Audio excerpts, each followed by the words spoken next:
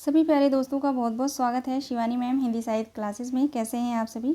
आशा करती हूँ आप लोग बहुत अच्छे हैं और अपने अपने एग्ज़ाम्स की तैयारी आप लोग बहुत अच्छे से कर रहे होंगे। तो आप सभी को पता है हम पढ़ रहे हैं रीतिकाल। रीतिकाल को जो है आचार्य रामचंद्र शुक्ल ने 3 प्रकरण में विभाजित किया है। हम लोग जो है प्रकरण 1 और प्रकरण 2 जो है हमने पढ़ लिया है। ठीक है, आज की क्लास में हम पढ़ने वाले हैं प्रकरण 3 रीतिकाल के अन्य कवियों को।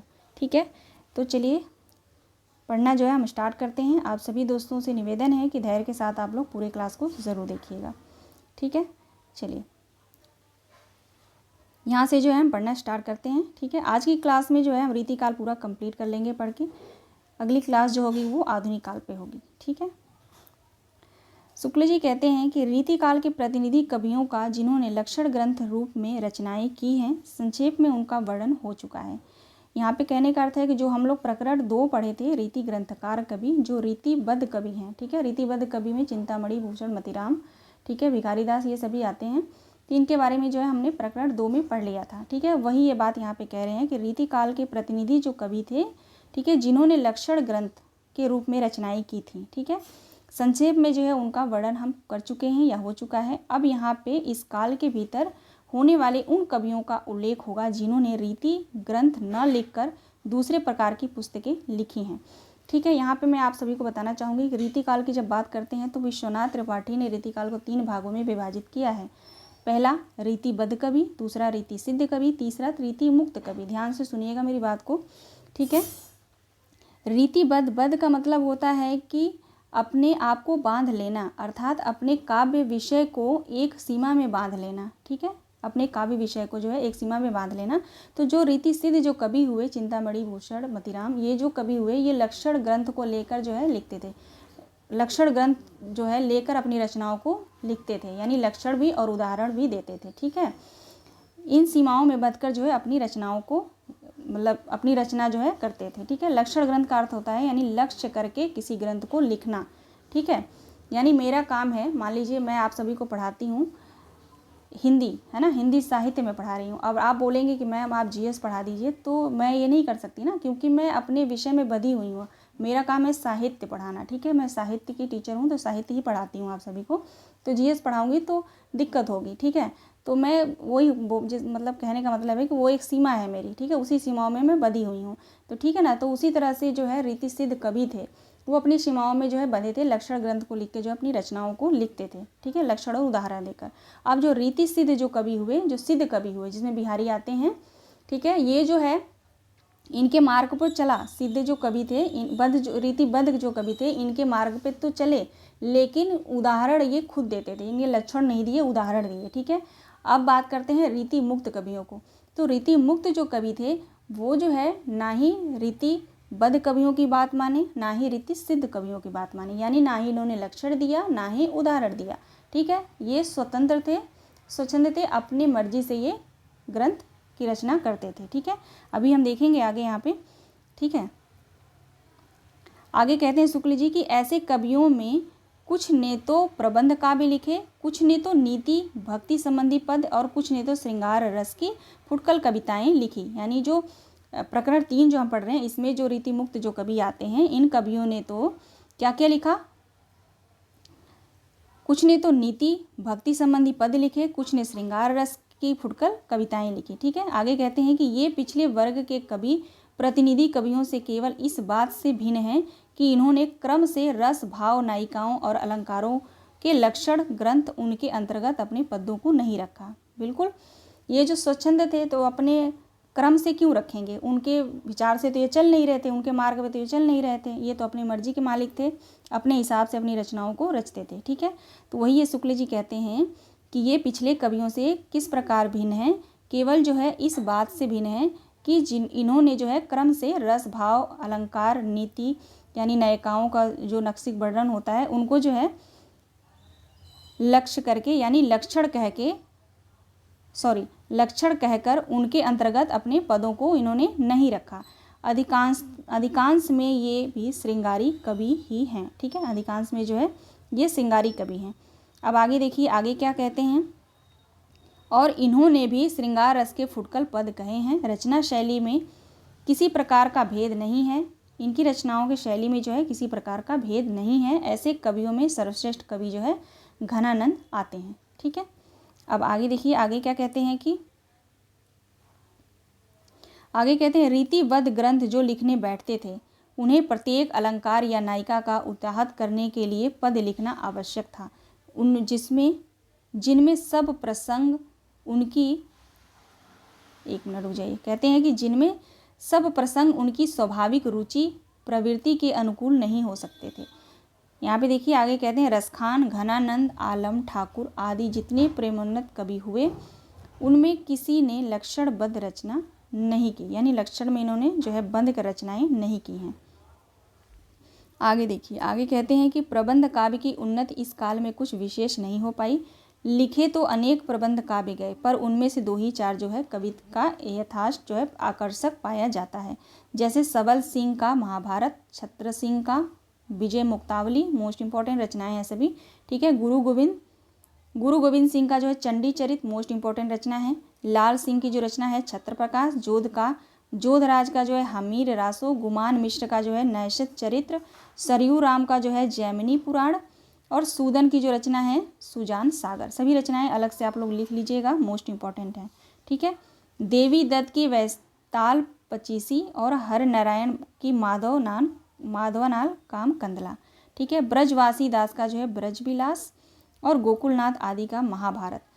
आगे देखिए मधुसूदन दास का जो है रामेश्वर मेघ है ना, रामेश्वर मेघ और कृष्णदास का जो है भाषा भागवत, मोस्ट इंपॉर्टेंट है भाषा भागवत। ठीक है, नल सिंह कृत का जो है भाषा सप्तशती, ये भी मोस्ट इंपॉर्टेंट है।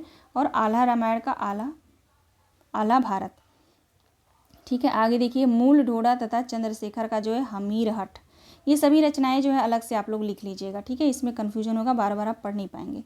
ठीक है, श्रीधर का जो है जंगनामा, ये मोस्ट इंपॉर्टेंट जो है यहाँ पे रचना है। ठीक है, पद्माकर का जो है राम रसायन इंपॉर्टेंट है।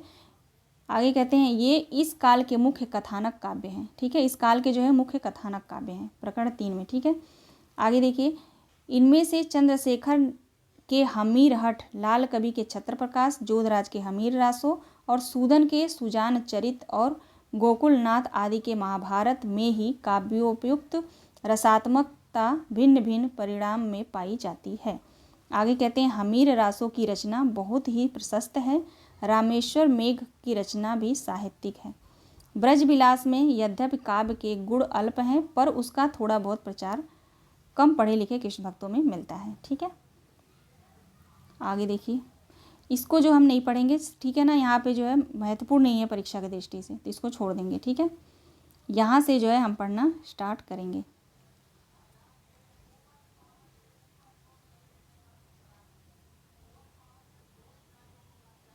यहाँ से देखेंगे,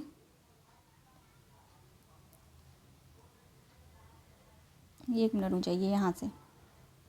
ठीक है, यहाँ से देखिए भक्ति काल के समान रीति काल में भी थोड़ा बहुत गद्य इधर उधर दिखाई पड़ जाता है, पर कहीं पर जो है अधिकांश कच्चे रूप में। ठीक है, कहते हैं कि भक्ति काल के समान जो है रीति काल में थोड़ा बहुत जो है गद्य दिखाई तो पड़ता है, गद्य की रचनाएं, पर जो है अधिकांश जो है कच्चे रूप में। ठीक है, गोस्वामी की लिखी वैष्णव वार्तावली है ना, वैष्णव वार्ताओं के समान कुछ पुस्तकों में ही पुष्ट ब्रज भाषा मिलती है। रही खड़ी बोली, वह पहले कुछ दिनों तक मुसलमानों के व्यवहार की भाषा समझी जाती रही। आगे कहते हैं कि मुसलमानों के प्रसंग में उसका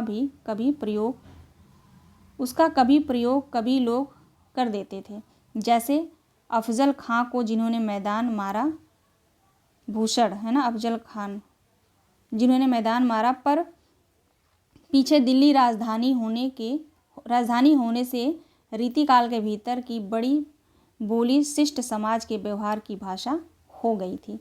आगे कहते हैं और उनमें अच्छे गद्य ग्रंथ लिखे जाने लगे थे। संवत 1798 में हरप्रसाद निरंजनी, ठीक है, संवत जो है 1798 में हरप्रसाद निरंजनी ने योग वशिष्ठ, ठीक है, आप सभी को पता है, भली बात जो है इस रचना से आप लोग परिचित हैं।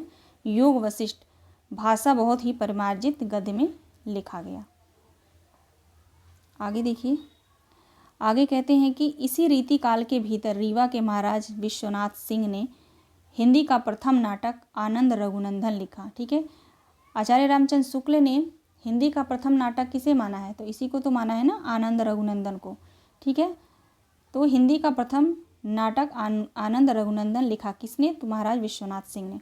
ठीक है, इसके उपरांत गणेश कवि ने, ठीक है, इसके उपरांत जो है गणेश कवि ने प्रद्युम्न विजय, दोनों रचनाएं ध्यान रखिएगा, प्रद्युम्न विजय नामक एक पद्यबद्ध नाटक लिखा, जिसमें पात्र प्रवेश, विषमवक प्रवेशक आदि रहने पर भी इतिवृत्तात्मक पद रखे जाने के कारण नाटक का प्रकृत स्वरूप न दिखाई पड़ा। तो कुल मिला के यहाँ पे तीनों जो रचनाएं आप ध्यान रखिएगा, आनंद रघुनंदन नाटक, गणेश कवि का जो है प्रद्युम्न विजय, ठीक है, ये सभी रचनाएं जो है आप ध्यान रखिएगा। अब हम आते हैं पहले कवि पे। ठीक है, बनवारी कवि। बनवारी कवि जो है संवत 1690 से लेकर 1700 के बीच वर्तमान रहे। इनका विशेष वृत्त ज्ञात नहीं है। इन्होंने महाराज जसवंत सिंह के बड़े भाई अमर सिंह की वीरता की बड़ी प्रशंसा की। यह इतिहास प्रसिद्ध बात है कि सलावत खां ने किसी बात पर अमर सिंह को गंवार कह दिया, जिस पर उन्होंने चट तलवार खींचकर सलावत खां को मार ही डाला। इस घटना का बड़ा ओजपूर्ण वर्णन इनके पदों में मिलता है। आगे देखिए, बनवारी कवि का श्रृंगार रस की कविता बड़ी चमत्कारपूर्ण होती थी। यमक लाने का इन्हें जो है विशेष ध्यान रहता था, यानी इनकी कविताओं में जो है यमक अलंकार आपको देखने को मिलेगा। ठीक है, तो यहाँ पे देख सकते हैं, धन्य अमर छित छत्रपति अमर तिहारो मान। अमर अमर दो जगह आता है, तो आप सभी को अलंकार पता होगा, यमक अलंकार की परिभाषा। ठीक है, तो यहाँ पे आप देख सकते हैं। तो कुल मिला के आचार्य रामचंद्र शुक्ल जो है बनवारी कवि को जो है बनवारी कवि की बात करते हैं, तो वहाँ पे इनके प्रिय जो है अलंकार कौन सा था? तो यमक अलंकार। ठीक है, तो कुछ खास नहीं है इनके। आप पढ़ते हैं वृंद कवि को। वृंद कवि महत्वपूर्ण कवि हैं, तो इनके बारे में हम पढ़ेंगे। ठीक है, ये मेड़ता जोधपुर के रहने वाले थे और कृष्णगढ़ नरेश महाराज राज सिंह के गुरु थे। संवत 1761 में शायद कृष्णगढ़ नरेश के साथ औरंगजेब की फौज में ढाके तक गए थे। ठीक है, इनके वंशधर अब तक जो है कृष्णगढ़ में वर्तमान है। ठीक है, इनकी रचना जो है वृंद सतसई संवत 1761 में, जिसमें जो है नीति के 700 दोहे हैं, जो बहुत प्रसिद्ध है। खोज में जो है श्रृंगार शिक्षा भी मिला है, दूसरी रचना जो संवत 1748 है। ठीक है, और भाव पंचासिका नामक 2 रस संबंधी पुस्तकें मिली हैं। ठीक है, तो तीनों रचनाओं को जो है वृंद कवि की रचनाएं हैं, आप लोग ध्यान रखिएगा, वृंद सतसई, श्रृंगार शिक्षा और भाव पंचासिका। और जो इनकी 2 दोहे दिए गए हैं, इनको आप लोग ध्यान रखेंगे। भले बुरे सब एक सम, जौ लौ बोलत नाही, जान परत है काग पिक, ऋतु बसंत के माही। हितहु कौ कहिए न तेहि, जो नर होय अबोध, ज्यों नकटे को आरसी, होत दिखाए क्रोध। ये पंक्ति बहुत महत्वपूर्ण है, कई बार पूछी गई है, तो इन पंक्ति को आप लोग ध्यान रखिएगा। ठीक है, वृंद कवि महत्वपूर्ण कवि हैं। आगे हम पढ़ेंगे, यहाँ पे जो है वृंद कवि के बाद जो है आलम कवि आते हैं। ठीक है, आलम कवि आते हैं, तो यहाँ पे जो है थोड़ा सा मुझे लग रहा है PDF में मैं छोटा सा एक पेज था, तो वो मैं यहाँ पे मेंशन नहीं कर पाई हूँ, ज़रा सा है 2 लाइन का। ठीक है, तो मैं यहाँ पे लिख देती हूँ, अगले जो कवि हैं वो आलम हैं। ठीक है, यहाँ पे आलम कवि हैं। ठीक है, मोस्ट इम्पॉर्टेंट कवि हैं आलम। ये जाति के ब्राह्मण थे। आलम कवि जो है जाति के ब्राह्मण थे। यहाँ पे मैं बता देती हूँ, जो है एक 2 लाइन है इनके बारे में, वही यहाँ पे जो है मिस्टेक है। ठीक है, जाति के ब्राह्मण थे और शेख नाम की रंगरेजिन से, ठीक है, शेख नाम की रंगरेजिन से जो है प्रेम करते थे। ये प्रेम में फंसकर जो है पीछे से मुसलमान हो गए। ठीक है, पहले तो ये ब्राह्मण थे, लेकिन जब शेख रंगरेजिन के प्रेम में पड़ जाते हैं तो ये मुसलमान हो जाते हैं और उसके साथ जो है विवाह करने लगते हैं। कहानी आप इनकी सुनेंगे तो शेख रंगरेजिन जो है, रंगरेजिन शेख इसका नाम असली होता है शेख रंगरेजिन। ठीक है, इसका जो काम है वो मतलब शेख नाम रहता है और इसका काम होता है रंगरेजिन। रंगरेजिन यानी कपड़ों को रंगने वाली। तो एक बार जो है अपना जो कपड़ा देते हैं, इसको धोती वगैरह कुछ देते होंगे, दिए थे इसको साफ़ करने के लिए, और उसी में जो है गांठ बनाकर कुछ पंक्तियाँ लिखे थे, दोहे लिखे थे आलम। ठीक है, तो अब जब शेख जो थी ये भी एक कवियत्री थी, तो ये जब देखी तो उन पंक्तियों को जो इन्हें पूरा करके अब साफ़ सुथरा करके अपना कपड़ा इनको दे दिया और पंक्तियों को इन्होंने पूरा कर दिया शेख ने, ठीक है। तो अब जब आलम देखे भाई पंक्तियों को तो इस पर मोहित हो गए और उससे भाई प्रेम करने लगे, फिर शादी हो गई, ठीक है। तो यही सब जो है आगे जो है दिया गया है, ठीक है। तो यहाँ पे मैं ले नहीं पाई हूँ, ठीक है। तो आप ध्यान रखिएगा आलम के बारे में, मैं एक बार पढ़ देती हूँ, ठीक है। ये जाति के ब्राह्मण थे, पर शेख नाम की रंगरेजिन के प्रेम में फंसकर जो है पीछे से मुसलमान हो गए और उसके साथ विवाह करने लगे। आलम को शेख से जहान नाम का एक पुत्र हुआ, ठीक है। इनके पुत्र का नाम था जहान, ये भी नाम ध्यान रखिएगा, कई बार पूछा गया है। पुत्र है इनका, ठीक है, पुत्र है जहान, ठीक है। और पत्नी हो गई शेख, ये जो है पत्नी है, ठीक है। तो पत्नी हो गई शेख और पुत्र है जहान, ठीक है। इनका जो है पुत्र हुआ जहान और औरंगजेब के दूसरे बेटे जुवम्मम के आश्रय में रहते थे। किसके आश्रय में रहते थे? तो औरंगजेब का जो दूसरा बेटा था जुवम्मम, उसके आश्रय में रहते थे ये, जो पीछे से बहादुर शाह के नाम से गद्दी पर बैठा। अंततः जो है आलम का कविता काल जो है, इनका कविता काल, आलम का कविता काल की बात करें तो 1740 से, ठीक है, 1740 संवत में, ध्यान रखिएगा संवत में, ठीक है। 1740 संवत से लेकर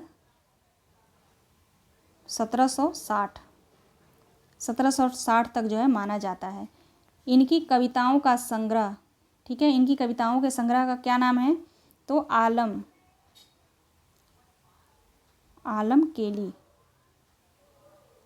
केली नाम से जो है प्रसिद्ध है। इनकी कविताओं का जो है संग्रह है, आलम केली नाम से प्रसिद्ध है, ठीक है।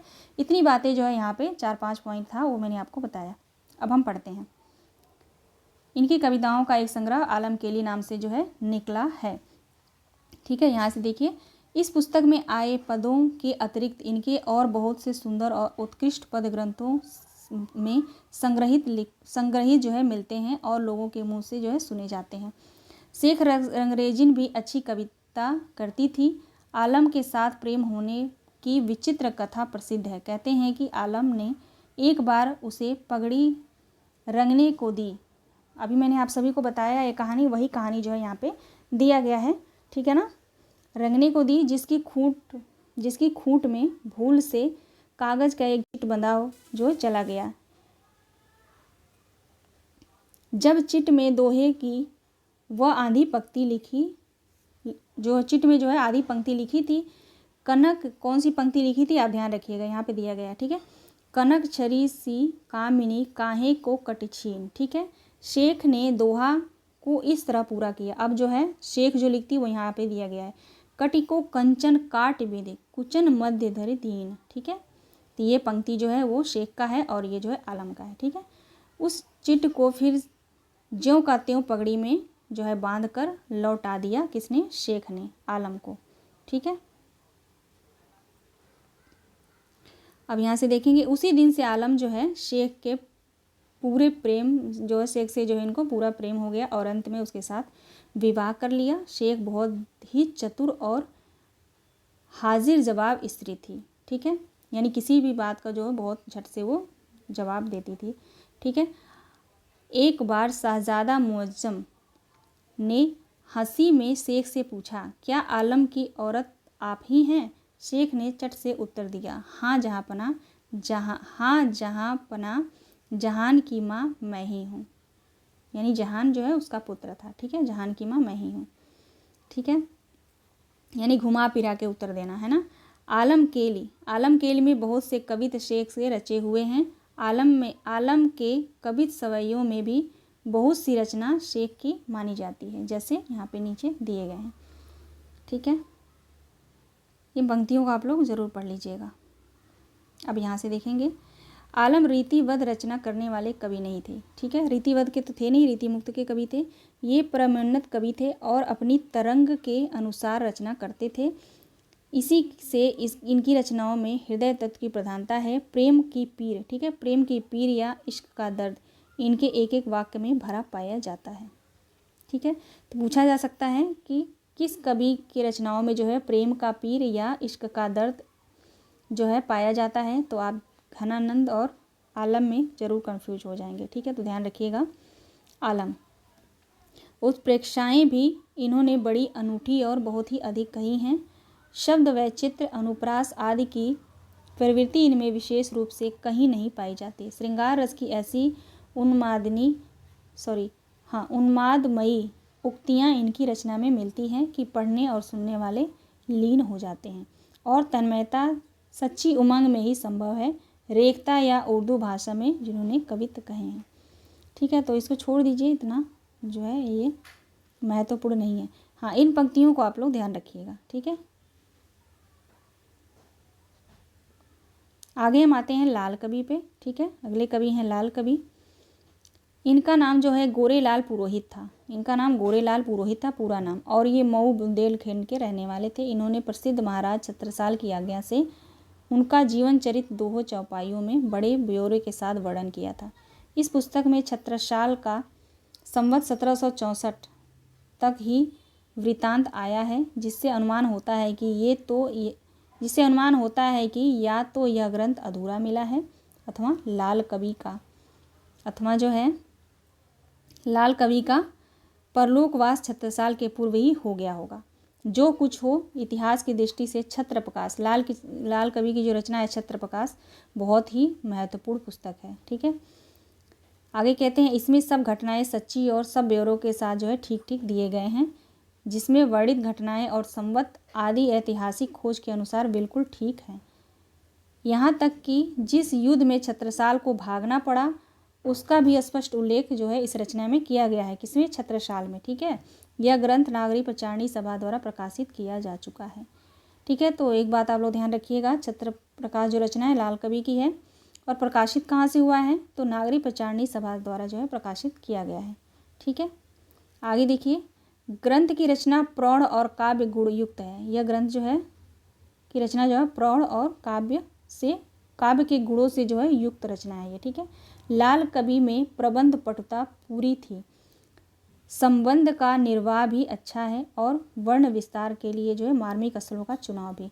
ठीक है, तो चलिए इसको यहीं रहने देते हैं, इसके नीचे जो है महत्वपूर्ण नहीं है। यहाँ से देखेंगे छत्रप्रकाश, इनकी जो रचना है छत्रप्रकाश में लाल कवि ने बुंदेल वंश की उत्पत्ति, चंपत राय के विजय वृत्तांत, उनके उद्योग का पराक्रम, चंपत राय के अंतिम दिनों के राज्य और उद्धार, फिर क्रमशः विजय पर विजय प्राप्त करते हुए मुगलों का नाकोदम करना इत्यादि बातों का विस्तार से वर्णन किया गया है। ठीक है, तो इसको आप लोग जरूर लिखिएगा।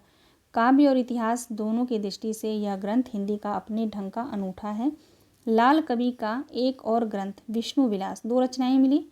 ठीक है, छत्रप्रकाश और विष्णु विलास। ठीक है, और वैरवै छंद में नायिका भेद कहा गया है, पर इस कवि की कीर्ति का स्तंभ छत्रप्रकाश ही है, यानी छत्रप्रकाश से ही लाल कवि का जो है जिक्र पाया जाता है, यानी प्रतिष्ठित है ये। ठीक है, अब यहाँ पे जो है छत्रप्रकाश के नीचे जो है कुछ जो है यहाँ पे पद्य दिए गए हैं। ठीक है, तो इस पद्य को आप लोग देख लेंगे। अब हम आते हैं अन्य कवि जो हैं घनानंद, जो मोस्ट इम्पॉर्टेंट घनानंद है। ये साक्षात रसमूर्ति और ब्रजभाषा काव्य के प्रधान स्तंभों में माने जाते हैं। ठीक है, इनका जन्म संवत 1746 में लगभग हुआ था और ये संवत 1796 में नादिर शाह में मारे गए। ठीक है, तो कहाँ के रहने वाले थे ये आप ध्यान रखेंगे। ठीक है, जन्म कब हुआ था इनका? संवत 1746 में। अब मारे कहाँ गए? तो नादिर शाह में जो है मारे गए 1796 में। ठीक है, इनको जो है रसमूर्ति कहते हैं आचार्य रामचंद्र शुक्ल, साक्षात रसमूर्ति और ब्रजभाषा काव्य के प्रधान स्तंभों में जो है माने जाते हैं। ठीक है, आगे देखिए, ये जाति के कायस्थ थे और दिल्ली के बादशाह मोहम्मद शाह के मीर मुंशी थे। ठीक है, जाति के कायस्थ थे और दिल्ली के बादशाह मोहम्मद शाह के मीर मुंशी थे। ठीक है, कहते हैं कि एक दिन दरबार में कुछ क्रियों ने बादशाह से कहा कि मीर मुंशी साहब गाते तो बहुत अच्छा है। बादशाह ने इन्होंने बहुत टाल मटोल किया। बादशाह से जो है इन्होंने बहुत टाल मटोल किया।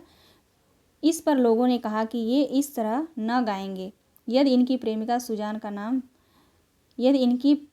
सुजान का नाम ही वेश्या कहें तब गाएंगे।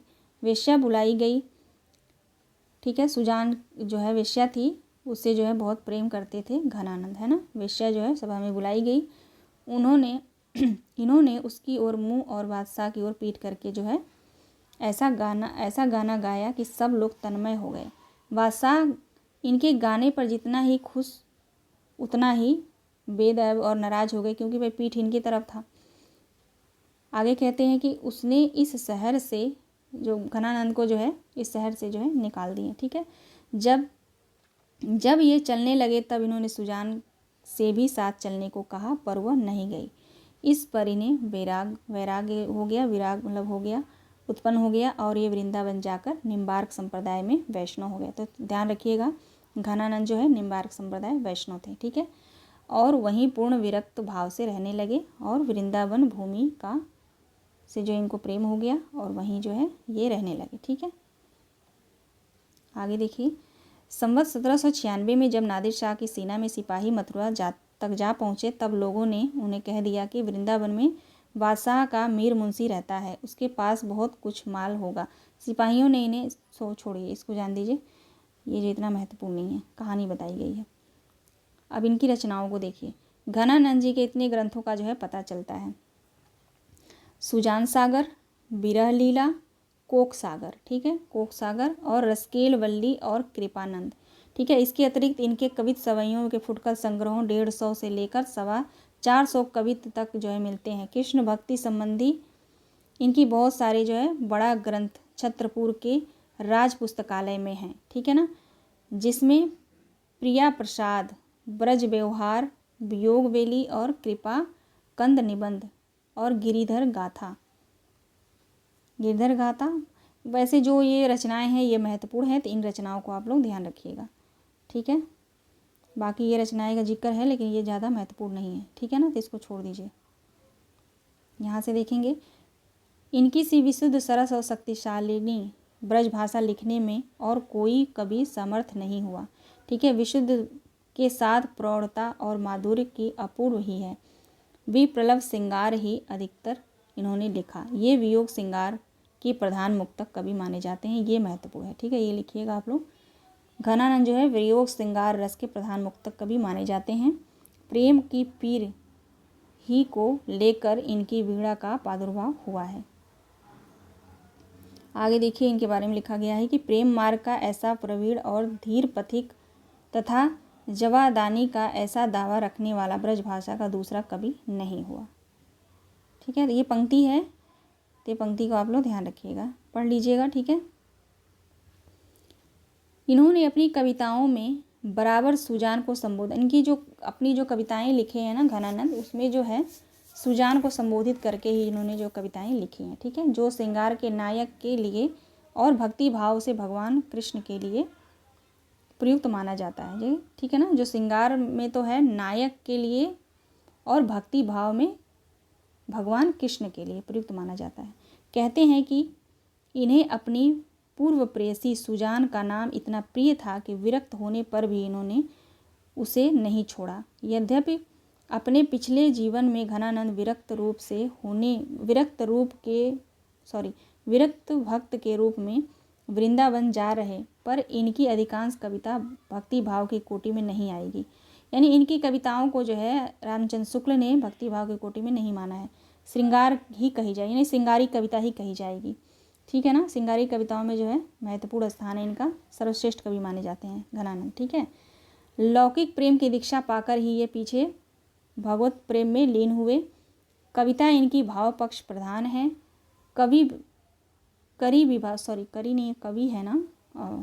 कोरे विभाव पक्ष का चित्रण जो है इनमें कम मिलता है। जहाँ रूप छटा का वर्णन इन्होंने किया भी है, वहाँ इनके प्रभाव का ही वर्णन मुख्य है, ठीक है। चलिए आगे बढ़ते हैं, ये ध्यान रखिएगा आप लोग। रीज सुजान चटी पटरानी बीच बुध, वैसे इनकी पंक्तियाँ बहुत आसानी से जो है पहचान सकते हैं आप लोग, ठीक है।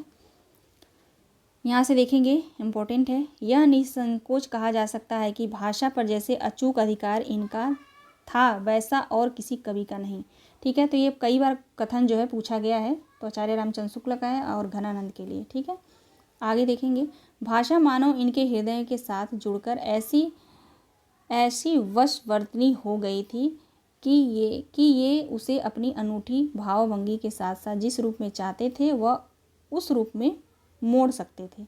अपने हिसाब से जो है अपनी कविताओं को ये जिस तरह चाहे उस तरह मोड़ के लिख सकते थे। ठीक है, आगे देखिए, आगे कहते हैं कि घनानंद जी उन विरले कवियों में हैं जो भाषा की व्यंजकता बढ़ाते हैं, अपनी भावनाओं के अनूठे रूप रंग की व्यंजना के लिए भाषा का ऐसा बेधड़क प्रयोग करने वाले हिंदी के पुराने कवियों में दूसरा कवि नहीं हुआ।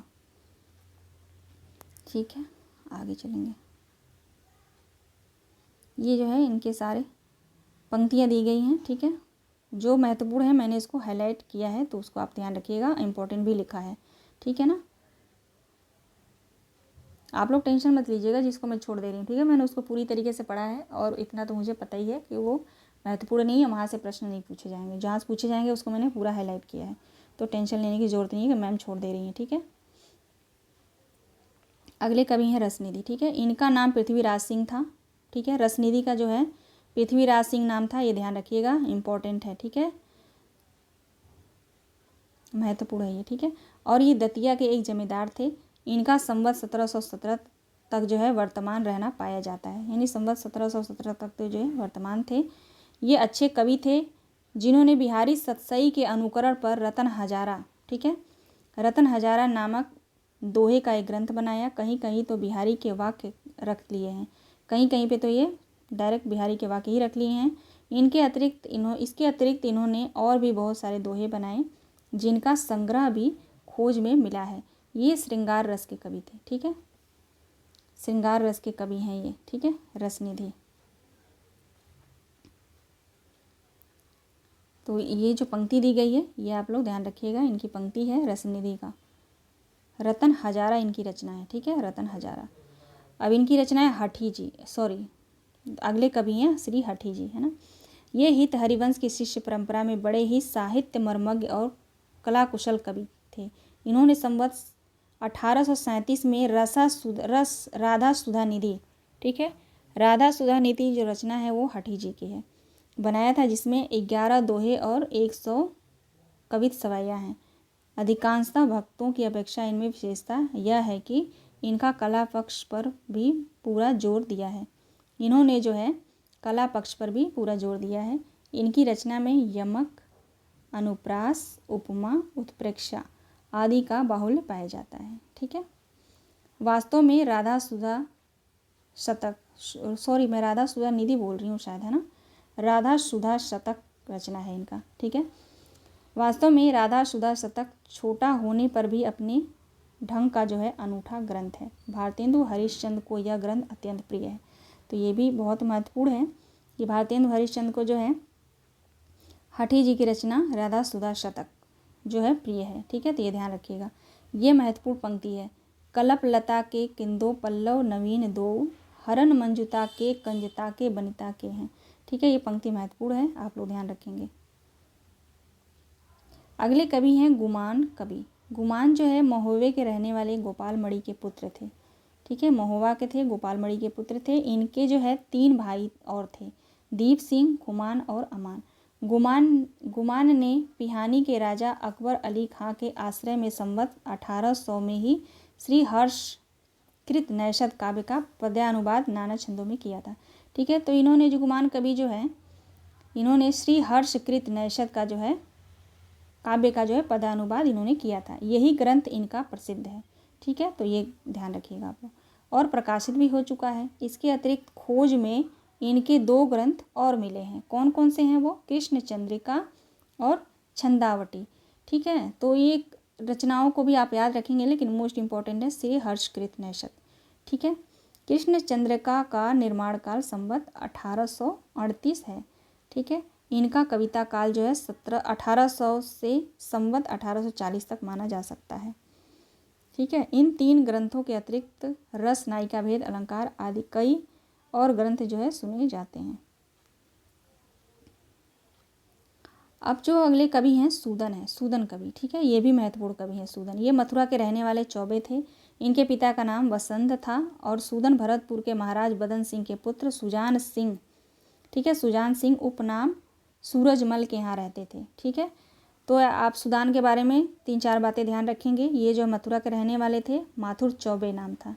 ठीक है, मथुरा के रहने वाले माथुर चौबे थे। इनके पिता का नाम बसंत था। सूदन भरतपुर के महाराज बदन सिंह के पुत्र सुजान सिंह उपनाम सूरजमल के यहाँ रहते थे। ठीक है, सूरजमल के यहाँ। उन्हीं के पराक्रम पूर्ण चरित्र, जिसके वहाँ रहते थे यानी सूरजमल के यहाँ, इन्हीं के पराक्रम पूर्ण चरित्र का वर्णन इन्होंने सुजान चरित्र में किया है।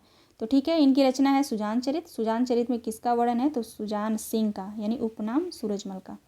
ठीक है, प्रबंध नाम, ठीक है, सॉरी, प्रबंध काव्य में किया है। यह एक जो है एक प्रबंध काव्य है सुजान चरित्र।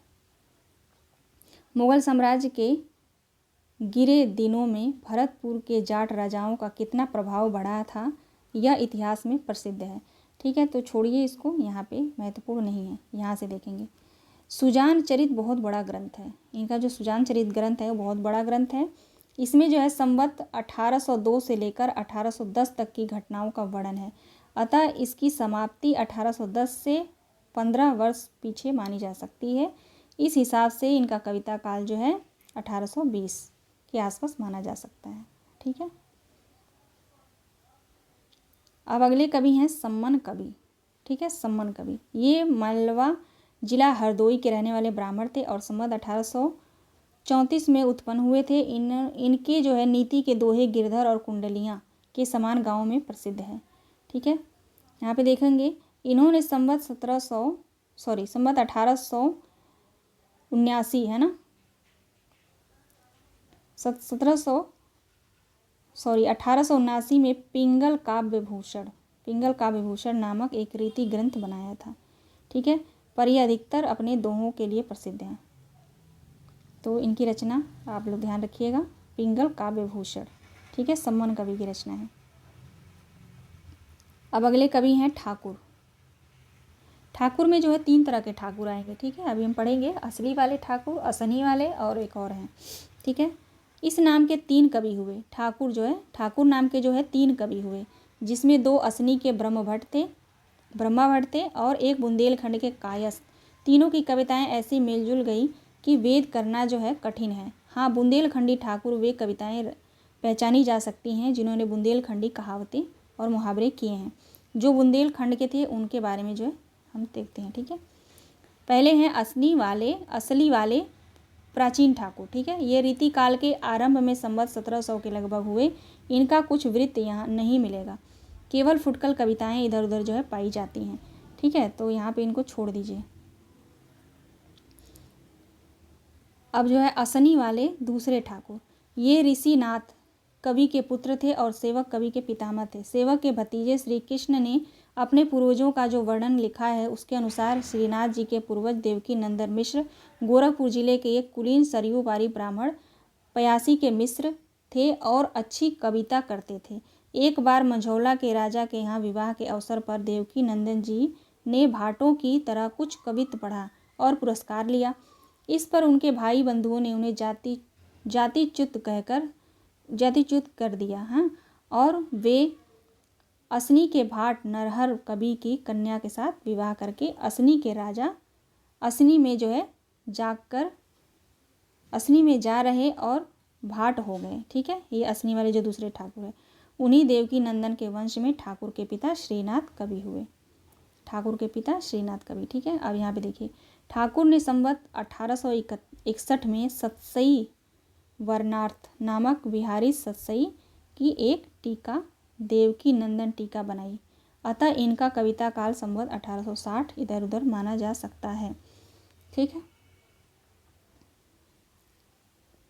अब जो है तीसरे ठाकुर बुंदेलखंड, ये महत्वपूर्ण है। ठीक है, तो तीसरे हैं, इनके बारे में देखिए। ये जाति के कायस्थ थे, यही असली वाले ठाकुर हैं। ठीक है, तीसरे जो ठाकुर हैं, और इनका पूरा नाम लाला ठाकुरदास है। इनके पूर्वज काकोरी जिला लखनऊ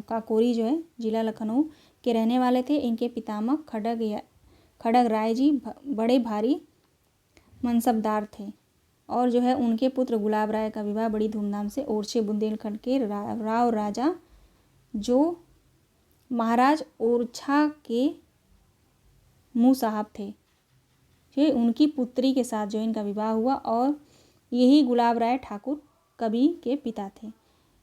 किसी कारण से गुलाब राय अपने ससुराल ओरछे में ही आ बसे, जहाँ संवत 1823 में ठाकुर का जन्म हुआ। ठीक है, ठाकुर का जन्म कब हुआ? संवत 1823 में जन्म हुआ। शिक्षा समाप्त होने पर ठाकुर अच्छे कवि निकले और जैतपुर में सम्मान पाकर रहने लगे। ठीक है, उस समय जैतपुर के राजा केसरी सिंह, ठीक है, तो ठाकुर जो है किसके वहाँ रहते थे? केसरी सिंह थे। ठीक है, केसरी सिंह जी थे। ठाकुर के कुल के कुछ लोग बिजावर में भी जा बसे। इससे ये कभी वहाँ भी रहा करते थे। ठीक है, आगे जो है बिजावर के राजा ने भी एक गांव देकर ठाकुर का सम्मान किया था। ठीक है, बिजावर के जो राजा थे वो एक गांव देकर जो है ठाकुर का सम्मान किया था। जैतपुर नरेश राजा केसरी सिंह के उपरांत जब उनके पुत्र राजा परीक्षित गद्दी पर बैठे, तब ठाकुर उनकी सभा के रत्न हुए। आगे देखिए, ठाकुर की ख्याति उसी समय फैलने लगी और जब वे बुंदेलखंड में दूसरे राज दरबारों में जो आने जाने लगे थे। बांदे के हिम्मत बहादुर गोसाई के दरबार में कभी कभी पद्माकर जी के साथ जो है ठाकुर की नोक झोंक भी हुआ करती थी। ठीक है, एक बार पद्माकर जी ने कहा, ठाकुर कविता तो अच्छी करते हैं, कहते हैं कि ठाकुर तो जो है कविता अच्छी करते हैं पर पद कुछ हल्के पड़ते हैं। इस पर ठाकुर बोले, तभी तो हमारी कविता बड़ी बड़ी फिरती है। कहते हैं तभी तो हमारी कविता जो है उड़ी उड़ी फिरती है, बड़ी बड़ी नहीं, उड़ी उड़ी फिरती है। ठीक है, तो ये इतना महत्वपूर्ण नहीं है, इसको छोड़ दीजिए। इनके बारे में पूरा लिखा हुआ है, ये सारी पंक्तियां हैं इनके बारे में। ठीक है, यहाँ हम देखेंगे द्विजदेव। ठीक है, महत्वपूर्ण कवि हैं द्विजदेव, रीतिमुक्त के अंतिम कवि हैं। ये महाराज मान सिंह के यहाँ अयोध्या में के महाराज थे और बड़ी ही सरस कविता करते थे। ठीक है, ऋतुओं के वर्णन इनके बहुत मनोहर हैं, ऋतु वर्णन जो है बहुत ही मनोहर है। इनके भतीजे भुवनेश, ठीक है, इनके जो भतीजे थे भुवनेश जी, श्री त्रिलोकीनाथ जी, जिनसे अयोध्या नरेश ददुआ साहब के राज्य के लिए अदालत हुई थी। ठीक है, तो इनके भतीजे भुवनेश जी ने द्विवेदी जी के 2 पुस्तकें बनाई, श्रृंगार बतीसी और श्रृंगार लतिका। श्रृंगार लतिका का एक बहुत ही विशाल और सटीक संस्मरण महारानी अयोध्या की ओर से हाल में प्रकाशित हुआ है। हाल ही में जो है प्रकाशित हुआ है, नहीं हाल ही में नहीं, हाल में प्रकाशित हुआ है। ठीक है, इसके टीकाकार हैं भूतपूर्व अयोध्या नरेश महाराज प्रताप नारायण सिंह। ठीक है, श्रृंगार बतीसी भी एक बार जो है छपी थी। यहाँ पे देखेंगे जो हाईलाइट किया है, द्विजदेव के कवित काव्य प्रेमियों में वैसे ही प्रसिद्ध है जैसे पद्माकर के। ब्रजभाषा के श्रृंगारी कवि की परंपरा इन्हें अंतिम प्रसिद्ध कवि समझना चाहिए। ठीक है ना, तो आप ध्यान रखिएगा, ब्रजभाषा के श्रृंगारी कवियों की परंपरा में इन्हें जो है अंतिम प्रसिद्ध कवि समझना चाहिए, यानी रीतिमुक्त के अंतिम कवि हैं ये ध्यान रखिएगा। जिस प्रकार लक्षण ग्रंथ लिखने वाले कवियों में पद्माकर अंतिम प्रसिद्ध कवि हैं, उसी प्रकार समूचे श्रृंगार परंपरा में ये इनकी सी सरस और भावमयी फुटकर श्रृंगारी कविता फिर दुर्लभ हो गई। ठीक है, तो ये अंतिम कवि थे। अब यहीं पे जो है हमारी क्लास अब समाप्त होती है। ठीक है, कहते हैं कि इनमें बड़ा भारी गुण है भाषा की स्वच्छता, इनकी भाषा में जो है स्वच्छता पाई जाती है। ठीक है ना, ये इनकी जो है सारी पंक्तियाँ दी गई हैं द्विजदेव की। ठीक है, तो चलिए यहीं पे क्लास समाप्त हुई। रीतिकाल जो है हमने तीसरा प्रकरण जो पढ़ के समाप्त कर लिया। अब अगली जो क्लास होगी वो आधुनिक काल पे होगी। तो आप सभी दोस्तों का जो है बहुत बहुत धन्यवाद। मिलते हैं नेक्स्ट वीडियो में। स्वस्थ रहिए और पढ़ते रहिए।